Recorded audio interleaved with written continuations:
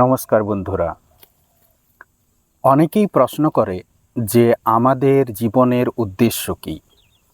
তো জীবনের উদ্দেশ্য জানবার আগে এই দুটো শব্দকে খুব ভালো করে আমাদেরকে জানতে হবে যে জীবন মানে কি আর উদ্দেশ্য মানে কি।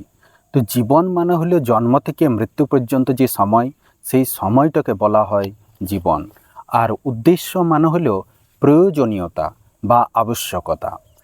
তো আবশ্যকতা মানে কি, আবশ্যকতা শব্দটার মধ্যে বশ্যতা বলে একটি পার্ট আছে। তো বশ্যতা এসেছে বশ শব্দ থেকে। তো বশ মানে কি, আমরা বলি না কাউকে বশে করে লওয়া, মানে কি নিয়ন্ত্রণে করে লওয়া।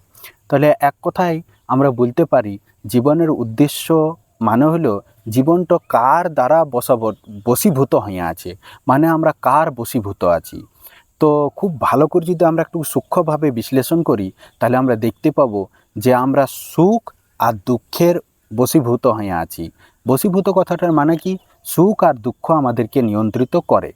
তাহলে আমাদের জীবন সুখ আর দুঃখের উপর দ্বারা খুব ভালোভাবে, খুব বেশি পরিমাণে আর সব সময় প্রভাবিত হয়।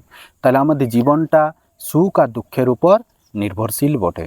তাহলে আমাদের জীবনের উদ্দেশ্য কি, এইটাকে মডিফাই করে আমরা বলতে পারি যে সুখ আর দুঃখ আমাদেরকে কীভাবে বা আমাদের জীবনকে কীভাবে প্রভাবিত করে। তো আমাদের জীবনের উদ্দেশ্য হলো সুখ পাওয়া, সুখ আর সুখের কারণকে পাওয়া এবং দুঃখ আর দুঃখের কারণকে দূর করা।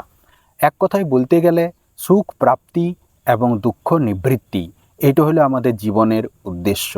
কিন্তু শুধুমাত্র কোনো তথ্য জানে গেলেই তার কাজ হয় নাই। সুখ আর দুঃখের সম্বন্ধে আমাদেরকে আরও কিছু তথ্য জানতে হবে। যখন আমাদের জীবনের লক্ষ্য বা উদ্দেশ্য বা প্রয়োজনীয়তা হলো সুখ পাওয়া এবং দুঃখ গুছা, তখন আমরা এই সুখটা পাবো কী করে আর দুঃখ যাবে কী করে, সেটা আমাকে জানতে হবে। যেমন কোনো মোবাইল সম্বন্ধে যদি তুমি জানে যাও যে এই মোবাইলটার মধ্যে এই ফিচারগুলো আছে, তো বাস এইটা জানার ফলে তুমি চুপ করে থেকে যাও না। তারপরে তোমার মনের মধ্যে এই উৎকণ্ঠাটা উৎপন্ন হয় যে এই ধরনের মোবাইল আমাকেও নিতে হবে, মানে ইচ্ছা জেগে যায় কোনো বিষয় জানার পরে। তারপরে ওইটাকে তুমি কিনেও ফেলো আর ইউজও করো। ঠিক তেমনি জীবনের উদ্দেশ্য কি, এটা যখন তুমি জানিয়ে গেলে, তখন সেইটার বিষয়ে তোমার জানার ইচ্ছাটা উৎপন্ন হয়, ওয়াকে গ্রহণ করার ইচ্ছা উৎপন্ন হবে। তারপর ওইটাকে পালন করার, ওটাকে ব্যবহার করার ইচ্ছা উৎপন্ন হবে। তো আমাদের জীবনের লক্ষ্য হলো সুখ পাওয়া এবং দুঃখ গুছা।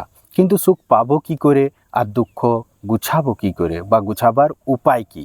তো সুখ পাবার এবং দুঃখ গুছাবার উপায় একটাই, সেটা হলো যে কে সুখ পাতে চায় আর কে দুঃখ গুছাতে চায়। না, আমি সুখ পাতে চাই আর আমি দুঃখ গুছাতে চাই। তো এই যে আমি বিষয়টা নিয়ে তোমাকে নিঃসংশয় হতে হবে, সংশয় দূর করতে হবে যে আমি মানে এই শরীরটাই, না এই শরীরটা থেকে আলাদা কিছু চেতন বস্তু এই শরীরটাই বটে, না এই শরীরটা থেকে আলাদা কিছু চেতন বস্তু বটে। এই আমি সম্বন্ধে স্পষ্ট ধারণা যদি কারো হয়ে যায়, একদম প্রত্যক্ষ অনুভূতি হয়ে যায়, সেই একমাত্র সুখ পাইতে পারে এবং দুঃখ গুছাইতে পারে। তো এই আমি সম্বন্ধে 100% শুদ্ধতম জ্ঞান উৎপন্ন করবার উপায় কি? না, এই আমি সম্বন্ধে সমস্ত ধরনের সংশয় গুছাবার উপায় হলো যোগ পদ্ধতিতে সমাধি সম্পাদন করা। অর্থাৎ ইয়ম নিয়ম আসন প্রাণায়াম প্রত্যাহার ধারণা ধ্যান সমাধি, এগুলোর মাধ্যমে আত্মার প্রত্যক্ষ করা। বাস্তবেই যদি আত্মা আছে তাহলে প্রত্যক্ষ হবে, আর যদি নাই তো প্রত্যক্ষ হবে নাই। আর লৌকিক জীবনে যদি সুখ পাইতে হয়, দুঃখ গুছাইতে হয়, তাহলে আমাদেরকে কি করতে হবে না, খুব বেশি পরিমাণে শরীরটাকে সুস্থ রাখার জন্যে যা যা করার সেগুলো সব করতে হবে। ব্যায়াম করতে হবে, দিনচর্যা ঠিক রাখতে হবে, ডেলি রুটিন ঠিক রাখতে হবে। তারপর আমরা কি খাচ্ছি, কি বিচার করছি, এগুলো খুব শুদ্ধতম রাখতে হবে। আর খুব বেশি পরিমাণে ধন সম্পত্তি ঐশ্বর্য অর্জন করতে হবে। আর শুধু টাকা থাকলেই আর শরীর ঠিক থাকলেই কাজ হয় নাই, মানসিক দিক থেকেও ঠিক রাখতে হবে। আর মানসিক দিক থেকে আমরা ঠিক থাকবো যদি সমাজের অন্যান্য লোকের সঙ্গে আমাদের ব্যবহার ঠিক থাকে তবেই।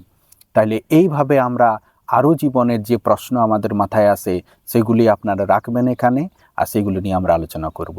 অনেক অনেক ধন্যবাদ।